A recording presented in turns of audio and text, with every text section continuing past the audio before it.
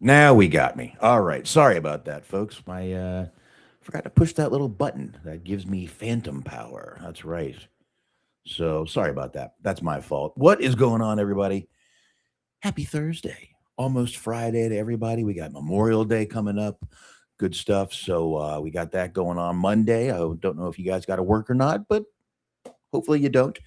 Anyway, folks, it is Thursday night, and I have a really good, really fun, fast-paced sports hustler movie. I let's do that. Sports hustler movie. Uh, Diggstown from 1992. This is a really, really great movie. This is one of those movies I kind of put on in the background all the time. I absolutely love this fucking movie, to be honest with you. It is really a favorite of mine. Um, we'll get into that in just a minute. This week, I decided to watch something I haven't seen. And I watched Die Hard, not Die Hard, Die Hard, and Die Hard 2, Die Harder. The Kevin Hart movies, produced by Kevin Hart. Obviously, he was the money man behind them. Good God, are those funny? I just wanted to tell y'all. First one is hilarious. John Travolta's in it, and it's fucking hilarious. Travolta is a madman in this movie. Um, really fun movie to watch. Um, Rams fan, never seen the movie I'm about to talk about. That's going to be, trust me, this is a good one. And I believe I've got a really good flow going here to get you guys through this. And you guys will be able to watch this movie easily once I talk about it if you want to. Um, it is free on YouTube. Matter of fact, I watched it on YouTube today while I was working. I think I had 4 ads in the whole hour and a half movie on YouTube. That ain't bad. One ad at a time. It wasn't like 4 ads. YouTube, Tubi, and Pluto, all free. You can watch this movie on Prime if you have a subscription. And Fandango, you can get it for $2.99. But anyway, those Die Hard movies, if you see them, they're worth a watch. If you like just funny comedic bullshit, they're a good watch. You may want to check those out. Anyway, let's get into this movie here. And I'm going to do this the same way I've been doing the other movies. I'm going to just talk about the actors as they come up. Um, it's really easy to do film. So that's going to be the way we're going to do this one also. And to be honest with you, it's been making the show a little easier to get through, a little faster paced. We get to the movie quicker. We're not sitting here and wasting time on talking about the actors. So this is what we're going to do. Probably more and more, if not every time I do something. I'm going to keep doing it like this. Like a half movie, it's like 132. There's no reason to spend more than an hour talking about it. Less if I can. So let's get into this. This is a directed by Michael Ritchie. This film, Diggstown, once again from 1992. Now, overseas, when the film was released in Australia, they called it The Midnight Sting. And that was to kind of try to capitalize off the success of the movie The Sting. Um, oh, yeah, Rams fan. He says he wonder how many people only know James Woods from The Family Guy. I know him from so many more movies. I am a huge fan of James Wood. Now, listen, I'm going to say this all the time. I am not here to bring up his politics. It has nothing to do with this. His politics have nothing to do with the movie being good or bad. No one, no actor's politics give me make me decide if a movie is good or bad. It really doesn't. If a movie is good, a movie is good. I'm going to watch it. But James Woods is seriously one of my favorite actors. He's done movies with so many people. And when he's in a movie, he's so intense it's you remember James Woods. One of my favorite movies with him in it is The Specialist with Stallone and Sharon Stone. And there is a great shower scene with Stallone and Sharon Stone in that movie. Holy shit. Um, woo. But anyway, that's one of my favorites. James Woods is just a badass. Vampires. I always say I don't like horror movies. I do like vampire movies. And that is a great vampire movie. Him and Daniel Baldwin in that one, tearing it up. Great fucking movie, Vampires. But we'll get into James Woods in a few minutes. And we'll talk more about him. Again, when this movie was released overseas, when am I reviewing Melania? Never. Never. And if a Trump movie comes out, I won't be reviewing that either. There's no reason. There's so many incredible movies out there. There's no reason for that. There's no reason to do that. And I know you were just kidding, Rams fan. It's all good.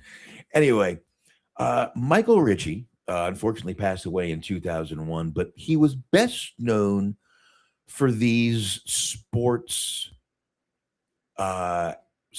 comedies, sports movies, and it was involved in directed some major hits of the late 70s and 80s. Actually, mostly in the late 70s. The Bad News Bears.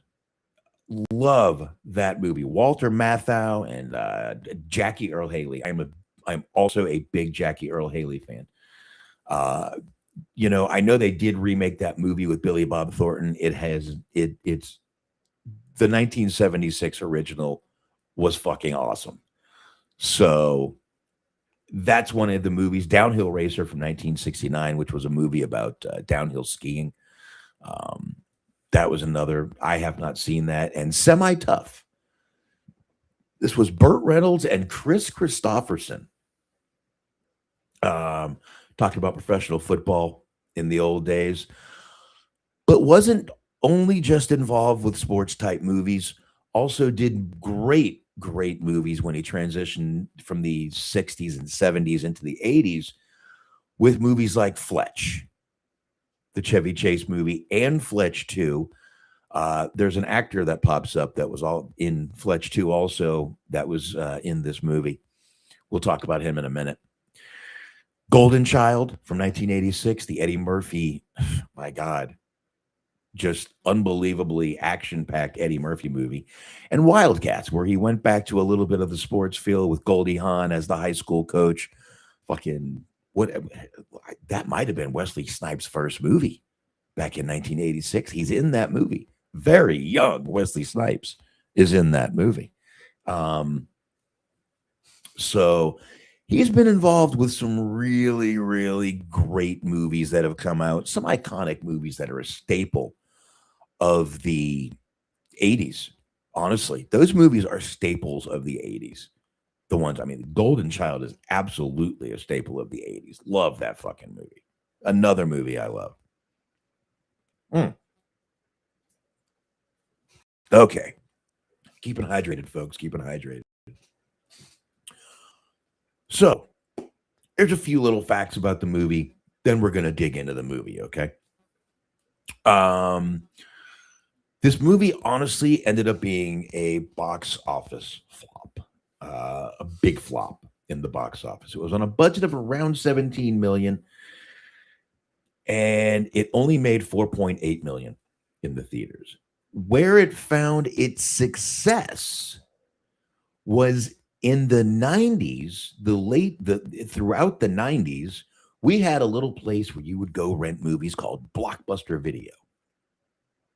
You would go in, you would talk to people, you would look around, you would find your video, you'd bring it up to the counter, they would take the big casing off of it, and then they would put the movie in the box and you'd go home. You'd bring it back a couple days later. Rewound, of course. Rewound. Luke's going back a little. I'm not going to talk about Home Alone 2. Man, that's one scene. I've done Home Alone during a Christmas season. And you know what? Luke, I did see Kyle Busch passed away today, and NASCAR driver.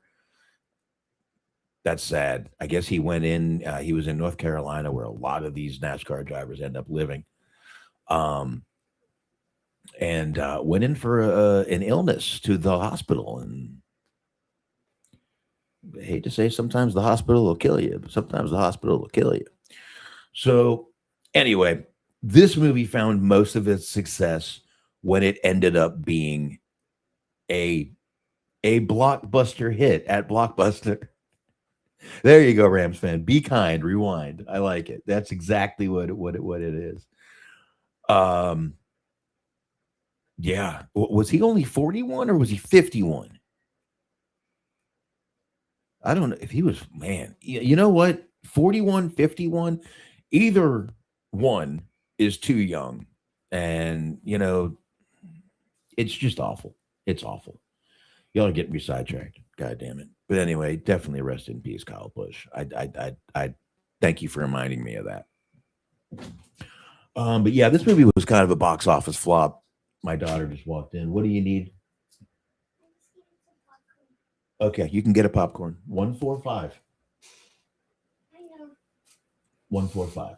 Yeah. Oh my God. He was born in 1985. So yeah, 10 years younger than me. That'd be, yeah. Yeah. Will you stop waving? Anyway, this movie found its way when it hit video. Thank you, Blockbuster. It definitely did it. This movie is based off of a novel. It's based off of a 1978 novel called The Diggstown Ringers by Leonard Wise. Now, this movie does take a few liberties, as movies usually do. Dancing daughter. Okay, go make your popcorn, girly. They did take a few liberties in this movie. Gillon, who we're gonna talk about, the character played by Bruce Dern in a little bit. He's not as villainous in the book. Never drugged Diggs or ordered any murders. And Honeyroy Palmer, who is played by Louis Gossett Jr., who we'll be talking about also, of course, ended up being a lot worse off at the end of the book than Honeyroy Palmer did in the movie. Now, Heather Graham's got a little part in this movie we're going to talk about. Not a big part, but a pretty decent part. Believe it or not, those two were actually, you know what? I'll bring that up later, actually. James Woods and Louis Gossett Jr. did return a couple of years later in The Curse of the Starving Class from 1994. Now, this movie is mostly about gambling. Was it 245 or 145? Mostly about gambling. All right. So, one. And some of you know I'm somewhat of a poker fan. Texas Hold'em, 7 card, whatever. I enjoy playing poker. That's how I met my wife. I met her at a poker club. Honestly, that's how I did it. I still play. I still play online. I play on Poker Stars every now and then. Don't do much live playing anymore. I really just, with 3 kids, I feel like an asshole spending the money on it. But some world-class poker champions, including Gavin Griffin, who I do know who he is, but they have explicitly credited watching this movie and the betting psychology that happens throughout it, which we're definitely going to be talking about, as one of the reasons they started to become obsessed with high stakes gambling. Now, those poker players, they don't just play poker for money. They bet on everything. They're called prop bets. If you listen to some of their podcasts and some of those guys talk, they will bet on fucking anything. A golf game they could lose fucking $2 million on, these guys. It's ridiculous. But they are just literally degenerate fucking gamblers. That's it. That's it. But this movie is more than just gambling. It's a con. And that's what we're about to go through. About to dig into the movie right now, folks. No more waiting, no more bullshit. Let's go ahead and dig into this. Again, love this movie. I've probably seen this movie 75 times, and I might be underestimating myself here. It's one of those, it's a quick movie. It is fast paced. I mean, I don't like, I'm not good at sports, but I don't watch sports, but I do love sports movies. I think it's the brotherhood, the camaraderie, all that stuff that I like about it. But this is an incredible movie, and I watch it all the time. I just kind of put it on the background, and I'll start doing stuff, and before you know it, the movie's over, and you're like, "Holy fuck, fucking love that movie." I do have one scene to play for you guys, and I'll play that later. It kind of embodies the whole movie, and I'm going to play it at a certain point. You'll see why and why I played it, and when we get to it. Let's get into it. I said no bullshit, and I'm bullshitting. Gabriel Caine. We start off the movie. We see conman Gabriel Caine. This is the part played by James Woods. Now, I do have James Woods and Louis Gossett Jr. together. We'll just use the picture again in a little while. Let's not even worry about that. Let me put me in here a little bit so you guys can see me. Hold on a second. Don't want to be completely out of the picture. Hey, how y'all doing? Okay, let's get back to this real quick. Hold on. Let me put myself back in the middle. Okay. So, as we go through this, we see James Woods right here, a younger James Woods, looking great. James Woods in this movie, Gabriel Caine, mostly you could say that James Woods was known for a few things. You could say vampires, as I mentioned before. And as I said, The Specialist and so many more. But in the latter years, in the 2000s, he really started lending his voice to lots of different video games. Kingdom Hearts video game, and animated series, Justice League action shorts, Justice League action, Kingdom Hearts 3. So all of these video games, Disney Dreamlight Valley, Disney Speedstorm, Once Upon a Studio, and that was 2023. And honestly, he has not done much since 2023. Just hasn't. But James Woods has just been, I mean, James Woods has been around since, I believe he's been acting since the early 70s. 1971 is first credit all the way home. But a lot of us know him from some great 80s and 90s movies. Against All Odds was a great 80s movie he was in. God, that's a good movie. Bestseller Cop. Another great movie, The Hard Way. As I said, Casino. He was a fucking scumbag in Casino. Remember? He was in Ghosts of Mississippi. Oh, God, what a great movie. That's a great movie, too. But starting in the late 90s, he started lending his name to some video games and stuff like that. Mostly some Disney video games. And then he just kept it going, but hasn't done much since 2003 or 2023. So anyway, James Woods, though, one of the literal badasses in acting, in my opinion. So let's get that out of the way. Oh, that's not going to work. Okay. So it shows him in prison. All right. Oh, see you, Bert, Luke. I didn't catch that. Sorry about that. Good seeing you, though. So it shows him in prison. All right. And we see there's a fight between his friend Wolf Forrester and Minoso Torres. I want you to remember the name Minoso Torres from now until the end of the show. Remember it. This is your homework for tonight. Remember the name Minoso Torres. Yes, Rams fan. Ghost of Mississippi was always on TNT in the 90s. You're right. It did get a lot of play. Now, Wolf Forrester is played by Randall Tex Cobb. Now, this is the guy who was in Fletch lives. He was in the second Fletch. He played a prisoner and then a biker. But he's been in a lot of stuff also. This guy is fucking hilarious. Um, he's been in some really good movies. Not a ton of movies, but he's been in some great ones. Started out in 1979 in a little movie called The Champ. Was in The Golden Child, which we mentioned as one of the movies that Michael Ritchie directed.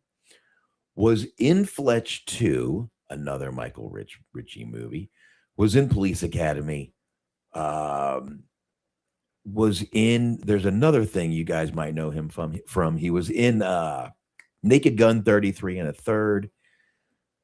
But he was also in Ace Ventura, Pet Detective. He's the first when Jim Carrey is going to deliver the package, he's the guy that gets the package and he steals the dog from.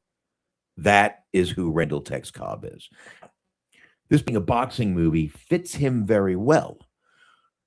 Randall Tex Cobb was actually a very successful boxer in the 1970s and 80s. Once fought Larry Holmes for the WBC Heavyweight Championship in 1982. So he was definitely a seasoned fighter. Didn't do any fighting in this movie. Well, did a little bit of fighting in the beginning of the movie, and that was it. But we will get to a little more about him as the movie goes. So now, and this is a great intro because you've got the classic hustler intro here. Just, James Woods being this badass con man in prison, sets up he's literally helping a guy escape as we're walking through this, makes money from it. It's just a great little thing right there. And it really kind of gives you the fact that, this movie immediately gets you right away to start. All sides in this movie are criminals in one way or the other. But you end up cheering for this side of the criminal because it's like he has some sort of code of ethics. And that is a big thing in the movie.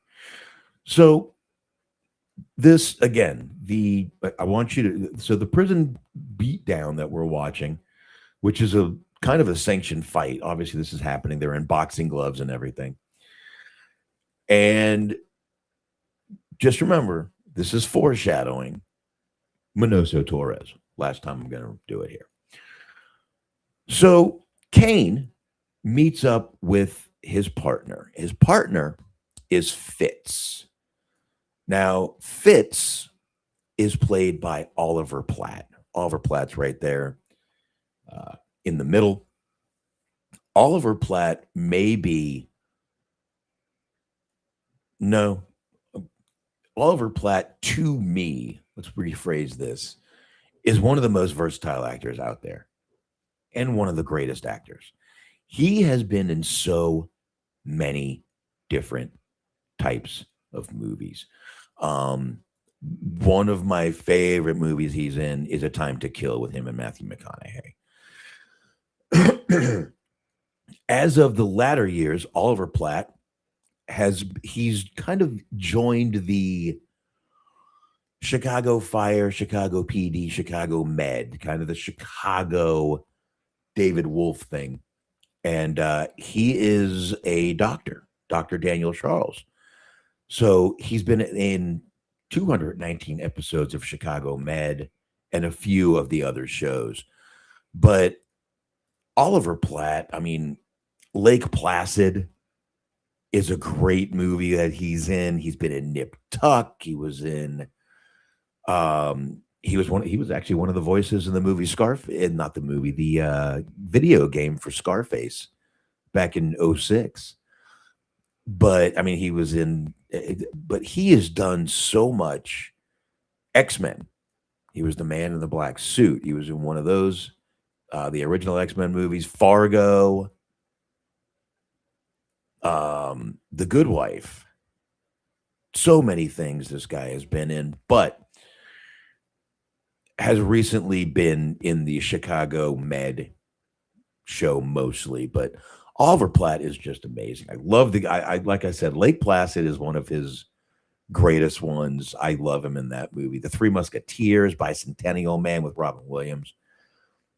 But Lake Placid, he plays this crazy character, Hector, and I love it. I think it's a great character that he plays. Doesn't come back for any more of them, which I think there's like 6 of those. Ready to Rumble. Exactly. I forgot he was in Ready to Rumble. Ready to Rumble might have hurt his career a little bit.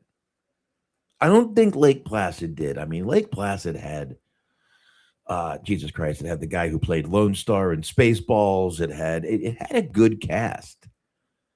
What's her name? Bridget Fonda was in that movie. Oh, the Irish guy. I forget his name, but he's in, damn it, he ended up becoming the sheriff in Gangs of New York, and then Bill the Butcher killed him. But anyway, we see that, and he meets up, Caine meets up with Fitz, again, played by Oliver Platt. We'll get Oliver Platt off the screen here. So James Woods' character is getting out of prison in this movie. He's getting out, and that is why Oliver Platt is there. He's going to take him. They're both going to go to a little town called Diggstown. This town is obsessed with boxing and mostly owned by a slick and ruthless businessman, John Gillon. And that is played by Bruce Dern. Bruce Dern. The Burbs, folks. This man was in The Burbs, Nebraska, The Hateful Eight, Once Upon a Time in Hollywood. But yes, he was in The Burbs. He was Mark Rumsfeld in The Burbs. Hasn't done a lot. Bruce Dern is up there in age at this point, married to Laura Dern.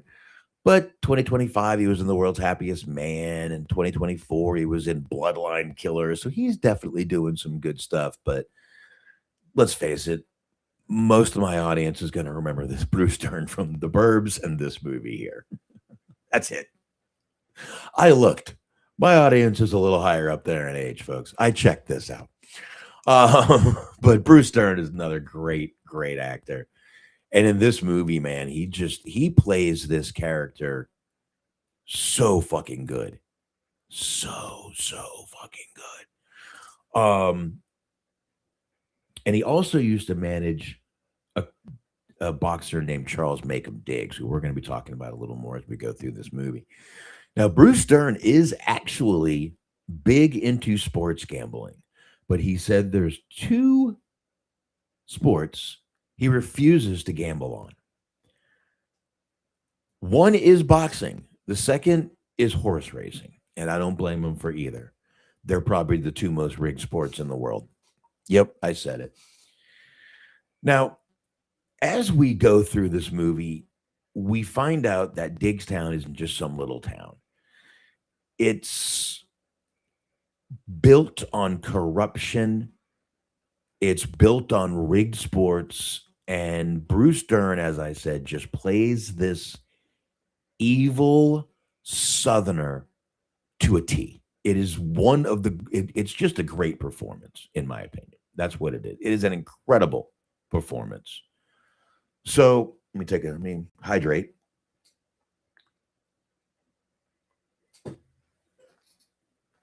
So we're going here, and this is where they start working the bet. Okay. Now, you've got Fitz, again, Oliver Platt, in a local diner, and he is just drinking and setting everything up. Tells these guys no lies. Literally tells them, I will take your money. I will take your money. What's going on, Dirk? He said, you guys don't want me sitting at the table with you. I'll take your money. And then he takes their money. And they're like surprised. Like, well, he fucking told you so. He's in a diner with a pool table and stuff, and he's just talking and getting drunk. Eventually, he makes a bet, wagering $100,000 to anyone. This is what happened. He bumps into Charles Macon Diggs' picture. He makes fun of Charles Macon Diggs, and the guys there take offense to that. And they say he's the greatest fighter, and he goes, I know a fighter who can take out 10 men in one day, Honey Roy Palmer. And Honey Roy Palmer is played by Louis Gossett Jr. Lou Gossett Jr. is in another one of my favorite movies, The Principal. Fucking love that movie. But he's in An Officer and a Gentleman. He's in Jaws 3 and Toy Soldiers, another great movie with Sean Austin and a couple other guys. But that's a great movie, Toy Soldiers. I love that movie. But he is played by Lou Gossett Jr. And we'll talk a little bit more about him as we go through. But Caine steps in when he hears all this going on, Gabriel Caine, and he covers the bet because Oliver Platt and him are not supposed to know each other, but we know they know each other. So that's the bet. Now this bet gets out of hand. All right. This bet started as 10,000 from Oliver Platt versus 100,000. But before the movie ends, it's at 1.5 million, not including the rest of the town, all the leads. I mean, everything. It was ridiculous what this bet turned into. Now, as they're setting the trap, Gillon tries to show what a badass he is. And this is the scene I'm going to play. Now, I am going to do a little flipping as I'm playing these scenes because it's a 3-minute scene, and I really don't want to play all 3 minutes at once. So let's go ahead and play some of this. I'm going to pause it and kind of do my thing. Let's do this. So you're saying that our boxing here in Diggstown's not to your satisfaction, Mr. Caine. Gabriel Caine. John Gillon? Nice to meet you. Hey, can I be frank with you? Please. It's never too satisfying knowing who's going to win every time. You know what I mean? Take this Mama Luke in the white trunks over here, okay? Halfway through the first round, he comes out. I know he's going to be kissing canvas. And ba-boom, he's already done it twice. So what do you think? Is he going to kiss canvas the third time? Yes. All right! Guys, hey, I'm surprised as you are. Believe you me, that was a very lucky shot. Should we have to bet again? We better take him while he's still able to stand. Okay, so you see that there's 2 parts to the bet here. I think you guys can still hear me, right? You guys can still hear me when I'm talking over here, right?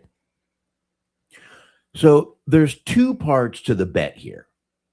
There are 2 parts to the setup here. There's what James Woods' character is working out in the boxing gym, and then there's Oliver Platt's character Fitz, who's working out what's going on in the bar. Now he's doing a lot of the work. We do find out later in the movie that there were some pills that he took to help him not be drunk, but not avoid a hangover. So let's keep going. Always go with what you know, Frank. My cardinal rule of gambling. You ready for 300 a guy? Also pausing a little bit because there's music in the background of this scene, and I'm trying not to get thrown off. I'll play the kid for pink slips if he wants. You really serious? Now, pink slips, y'all know what those are. I'm not going to go into that, but for his birthday. This is Robbie. Robbie is played by someone, by an actor named Thomas Wilson Brown. Thomas Wilson Brown hasn't done anything since 2020. He was in Pearl Harbor, that movie. He was in Honey, I Shrunk the Kids way back in the day. He was much younger. Mostly known for being one of the kids on a little evening soap opera called Knots Landing. So if anyone knew what that show was about, that was a big show back then. So let's go ahead and play this again. And he just got a brand new Stingray, Corvette Stingray. So here we go. That truck? Oh, yeah. Always wanted a Corvette. Besides, man never bets what he can't back up, right, Frankie? That's right, Fitzy. Let's do it. So what you're saying is that. And by the way, that's Robbie Guillon. That's the son of this gentleman played by Bruce Dern, John Gillon. Now, let's keep going here a little bit. There's no music here, so I'm not in as much trouble. But you think this man over here in the red trunks is going to win this fight? Was there like an acoustical problem in here? I didn't say I think he's going to win this fight. I said I know he's going to win this fight. Hey, I got a split. By the way, I'd bet 1,000 on it. But would you bet $2,000 on it? Okay. So here you have two con men, both trying to outsmart each other. Now, neither one knows that they're con men. Okay. So James Woods has no clue.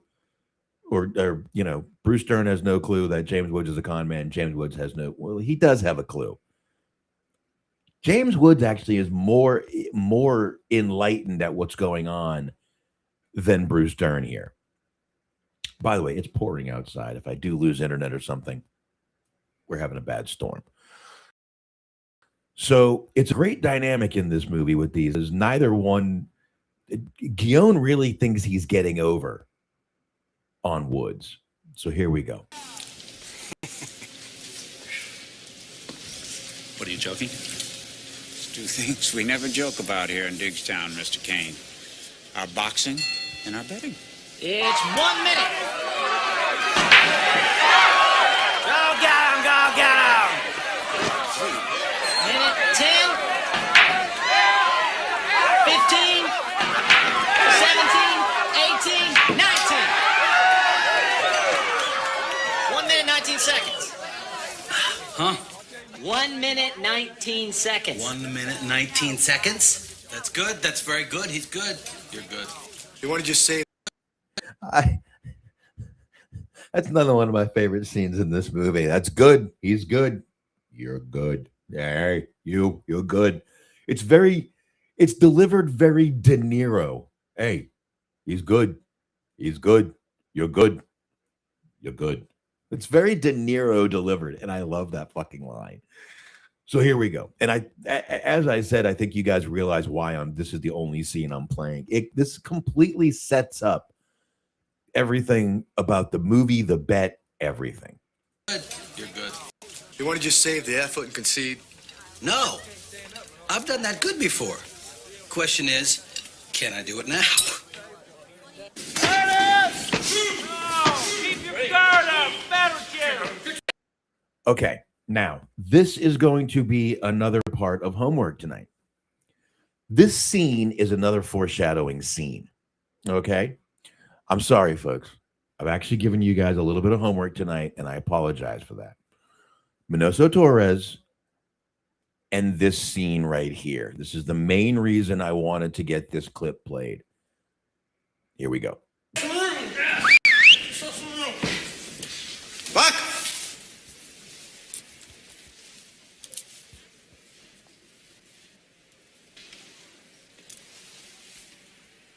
Thumb up, down.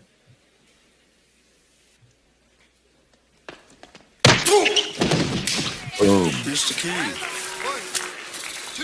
Takes the fall. nobody sits in my seat. Okay, so there you go, folks. That's the scene. The thumbs up 2 thumbs down is going to be a definite thing that is going to come up. Let me get my thing back here. This room is so crowded. I got to get it cleaned out. That thumb is going to come up again later in the movie, and it is one of the biggest fuck yous in the movie. But you see exactly how it's being set up. It's a 2-parter. All right. So after all this, all these bets go down, and this is where it happens. Now, after a while, they come back. They decide that they're going to come back on Wednesday and work out fight rules.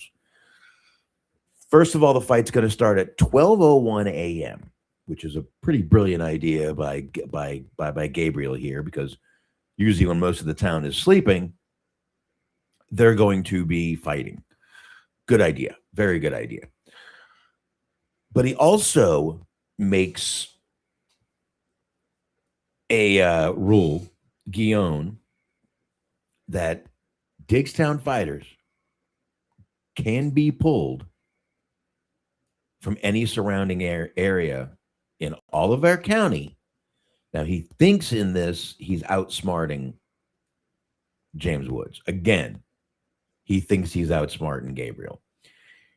We know it's going to be hard to do, but he doesn't. So finally, Caine tracks down Honey Roy Palmer. Once again, Louis Gossett Jr.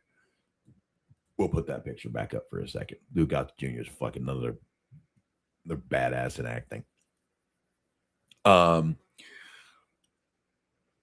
He finally finds him, and at this point, because believe it or not, Roy doesn't know about the bet. He has no clue this is even happening. So they have to go talk him into it. And Roy is actually pissed at Gabriel Caine. Immediately starts, the first time they meet, first words he says, "You got my money? You got my money?" No, he ain't got his money. He's a 48-year-old man working as a YMCA supervisor. Roy wants nothing to do with Gabriel Caine, nothing to do with boxing, but invites Caine to dinner. Now, at that dinner, it's him and his wife. Now, you're going to ask me, who played his wife, right? His wife played his wife. His real life wife played his wife. Cynthia L. James played his wife in the movie. Must have been pretty easy to get done. And there's a great chemistry here between these two, because it's adversarial yet friendly. It's very, very good dynamic between these two. Because you got to remember, for a while here, he's treating Roy like a mark, even though Roy is not the mark. Roy is actually going to be in on the bet. So it kind of gives it a little more of a shift here. And I just enjoy this. Always have enjoyed this. I think it's a good scene. And again, I think I love the tension yet comedy between these guys. Just fits this scene very well. He does talk him into doing it. Now, in the original novel, Roy is only 39 years old. This film ages him probably because it was closer to Louis Gossett Jr.'s actual age, actually was his actual age. And it kind of gave this movie like a badass grandpa feel a little bit. So it really was fucking cool. Now, for this bet, they want someone to bankroll it. They don't want anyone in the county holding the money. So they go to a loan shark down in Miami called Victor Corsini. I'm not going to bring up who played him. It's pretty much the only thing he's ever done. But in the meantime, after this meeting, we also find out that Wolf, played by Randall Cobb, has a sister. His sister is played by Heather Graham. Heather Graham gets a lot of hate. I don't know why. A lot of people do not like this woman. I like Heather Graham. I think she's been in some really great movies. I mean, Austin Powers, Books, Bowfinger. My God, another great Eddie Murphy movie, Bowfinger. Eddie Murphy and Steve Martin. If you've never, that might be one I got to talk about one night. I might need to talk about Bowfinger one night. Yeah, I think I do. That's definitely one I need to talk about, and I might just do that. But Heather Graham is in this role. She's done a few things. She was in They Will Kill You, Gunslingers, Chosen Family, Place of Bones. That's just the last few years. So she's still doing stuff. But this is Emily, his sister, Wolf's sister in the movie. Again, not a giant part of it, definitely is in here. But here's the key with her. She works at and she can dig into Gillon's finances, which is another reason that we do see her in the movie. Now, believe it or not, Heather Graham and James Woods were actually dating during this movie a little bit. Forget James Woods being twice her age. The man is just a badass, charismatic man, and that is why he is what he is. Well, this show might go a little longer than I thought. It always does. Every time I say I don't have that much to talk about, look what I do. So this is kind of where we get a little bit of a change. So we get the training. We don't get a training montage, unfortunately, which is what everyone was expecting. We don't get the training montage in this movie, but we do see Roy training. So every time Roy is running, he runs right past Charles Macomb Diggs' place. Now, Charles Macomb Diggs, we find out a little later in the movie, he's in a vegetative state. And we find out why. It turns out in the last fight, Gillon drugged him with amyl nitrate he put it in his water during a fight. Now, only two people knew this outside of Gillon's little crew. James Woods' character, Gabriel, and Wolf, Randall Cobb's character. They're the only two that knew about this. Now Roy knows about it because he finally tells him. That is what caused his irreversible brain damage, is the fact that he didn't know he was getting hit so hard. So this actually turns the movie into a bit of a deeper story. It turns into a little bit of a personal revenge story a little bit. Roy don't like that shit. Fucking with people, drugging people. Doesn't like that shit. So it kind of gives them a little personal reason to go after Gillon. And that is exactly what they do. Now, you've waited for it, and we're going to do it. Let's get into the fights. Okay? I'm not going to get into all the fighters. I will say, that's weird. Everybody's been home. I will say a young Jim Caviezel has a small role as one of the boxers in this movie. Jim Caviezel is, if you don't know who he is, he was in a show called Person of Interest. That's what I mostly know him from. A great show on television. If you've never seen it, check it out. It's worth it. It's a great, great movie. Great TV show, excuse me. That was just quick. But I'm not going to bring up all 10 boxers. So, this is where the clock begins. Again, it starts at 12:01 a.m. Boom. They're starting through. Roy gets through the first few boxers, kind of local bullshit. Some are big knockouts. Some are prearranged. They paid for a couple of guys. They did give a little laxative in one of the guys' water. So they did that. They did all that. Now,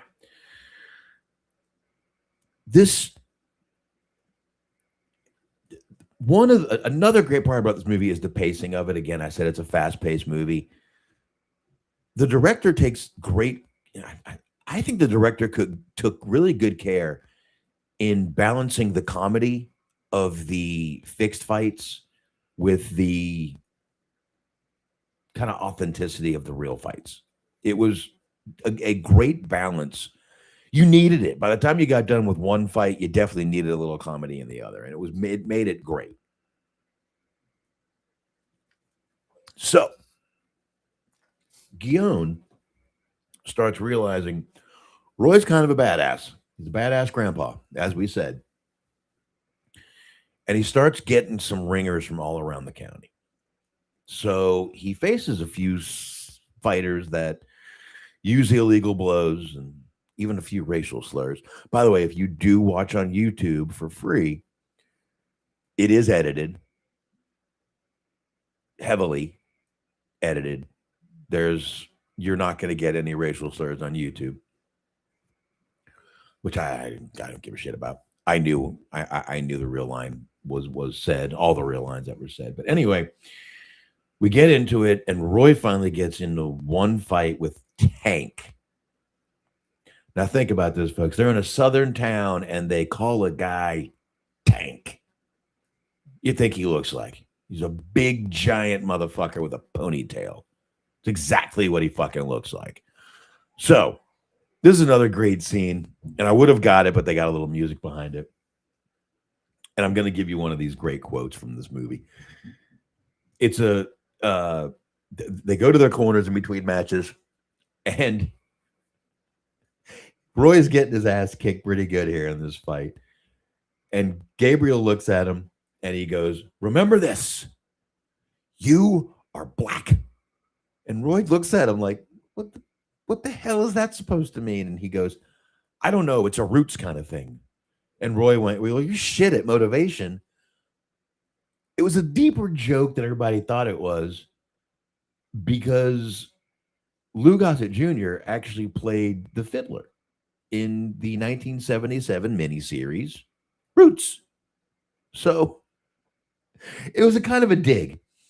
So after they did that he barely made it through, and he got through that fight. So they take a break. Ends up having Caine kidnapped by one of his men, Paolo.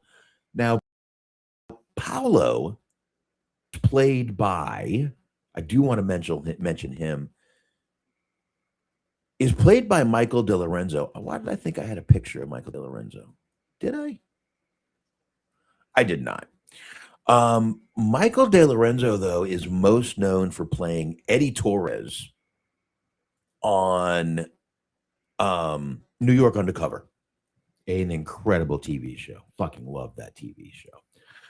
So he's literally strung up with a noose, and unfortunately, there are more than one hanging in this movie.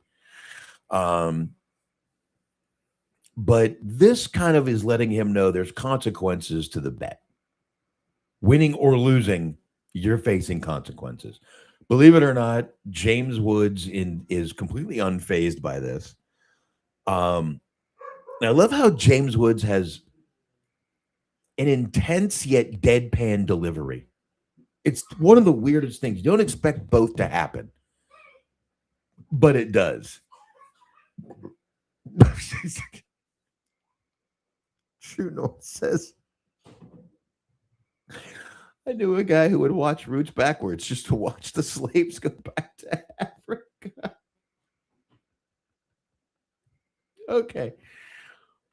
Oh, fuck.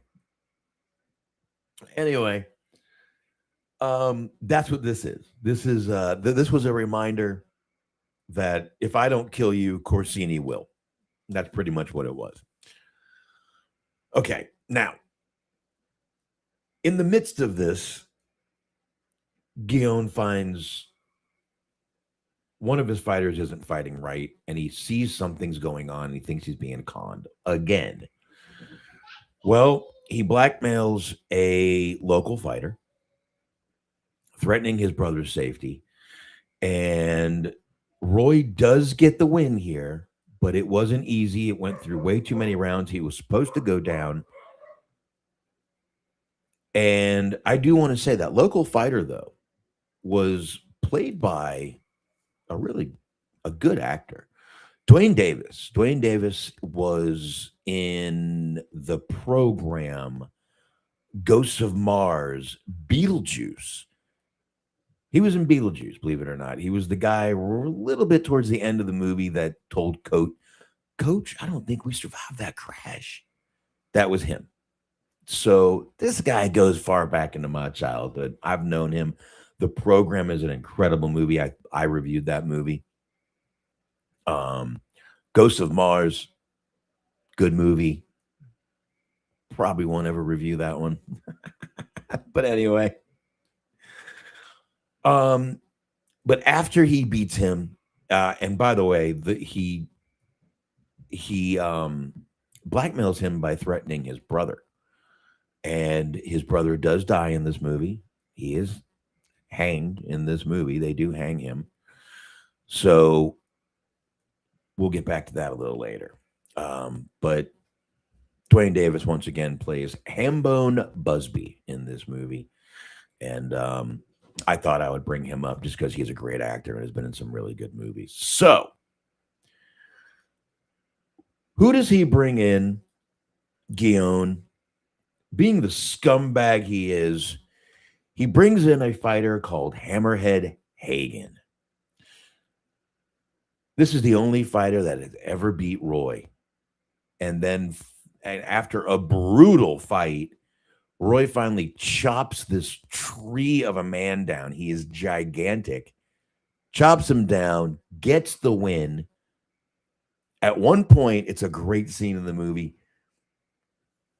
Caine is going to throw in the towel, and he throws in the towel. Roy catches it and throws it right back in Caine's face. And it's all in slow motion. So it's a really good scene.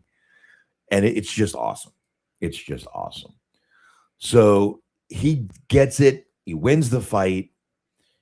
They're thinking they won. Now, earlier in the round, his son Robbie was supposed to fight. What he made Robbie do, because he realized that these guys could win this whole fucking town, he had Robbie go up, stand on the apron, and walk away, not enter the ring. So these guys think they won. Okay?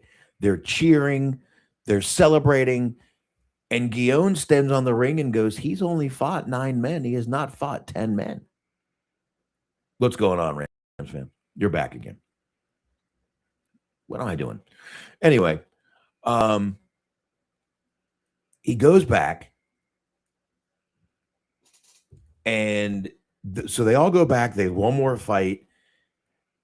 And who is it? What was your homework, folks? It was Minoso Torres. Yes, it was Minoso.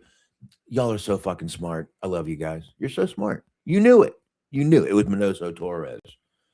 So he brings in Minoso Torres, and he's given Roy the rundown.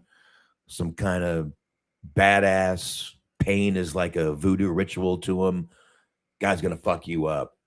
So they get in the ring. They start mixing it up. And before you know it, he's apologizing to Roy. I'm sorry, Roy. I'm so sorry. So Caine stands up. It's this look on his face, and you see him give a whistle. And you're like, oh, shit, something's up. Minoso turns around. Roy is looking at just dumbfounded. And what does Gabriel do? Thumbs up. Boom. Thumbs down. One light punch from Roy. Torres goes down. That's it. They win.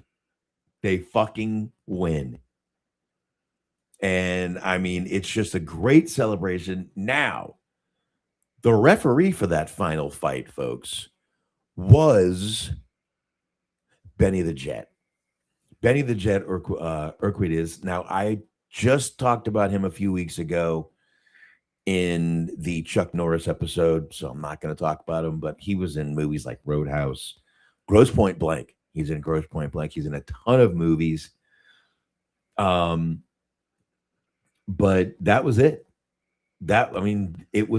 What a great ending to the movie. And he literally cleaned out Diggstown. They now own Diggstown. And finally, Bruce Dern is back there and he's pissed off and he's yelling at people. He's punching people. He's telling people, what are you upset about? You didn't just lose this whole pathetic town. Well, he grabs the cop's gun and his son steps in and grabs his hand before he can shoot anybody. He slaps his son and Roy grabs his arm afterwards because he was going to hit him again. And he just looks at Hambone sitting out there, again, Dwayne Davis, and he just looks at him and goes, brother, my hand hurts. You mind doing this? And Dwayne Davis gets to knock out Gillon. So that's it. They drain his accounts, and this movie is over, my friends. But like I got to say, excellent movie. One more time, fast-paced. The action doesn't stop. It just keeps going, this movie. It's just, once you get to the fights, it's great. He did hit him with the, I'll tell you the truth, when I watch this movie, I think of that thumbs down and watching Batista. Yep. I do think of that when I see that part. I'm wondering if this is where they got it. Think about this movie. It was 1992. Could be.